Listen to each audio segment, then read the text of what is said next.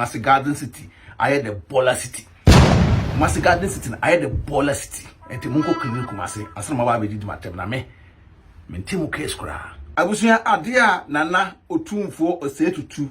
Aya Adwenepahene me bona baso ne ewo ye platform use e ade ba kope. Otumfuor say to two nana me kura ko to dwem. Why ade pa because ye kokumase abonten so a uko Otumfuor say to two ne Paris ho a eho efe pa.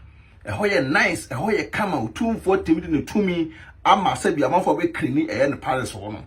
Na ufiri Otumfuor Paris ho na tisi e kumase abonten so a abusha entontom dunyame ye be hwo ma wa hwe a malaria kwa no hu a obigane ekuro no de ye se be force omo awoma krini kuro no ai me Adwenepahene dem de mensasi so me se apart from Otumfuor tutu ne Paris ho kumase etan ho nye fe kura efi akwadale wo na me ka hwe na mudi watem de a ene monti ni yatem de na mudi me na ehu hiame o me se me force mo amako krini kumase na we ene free Kumase ene bowura e Dormaahene nkuro omo Paris wo no yes eno so na adwuma madu me bona baso me bona na adwuma madu abaso se ono so atimi akrakra na Paris wo no aba ho aye fe na me free Paris wo me bowura Dormaahene nkuro kuro me se wow na se no ntina etan wo ho yi na adwuma madu se no nto mo tan wi se no ntan wo kana okra yempe wasemi ha ebusia wa wonim Dormaahene mesre ko Dormaahene ko hwe Dormaahene de we a omo Paris wo fe no sara Dormaahene nkuro ekuro no esitie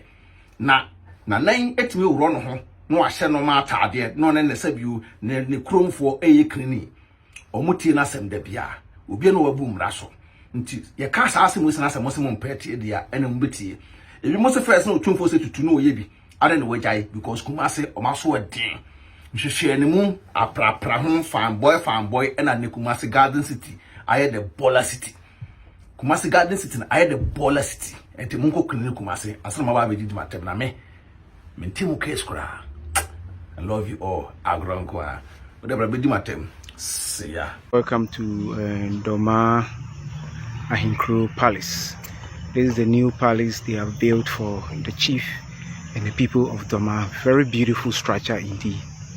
You can see the very big compound, very big compound of the Dormaahene people, their palace. Very beautiful and very lovely.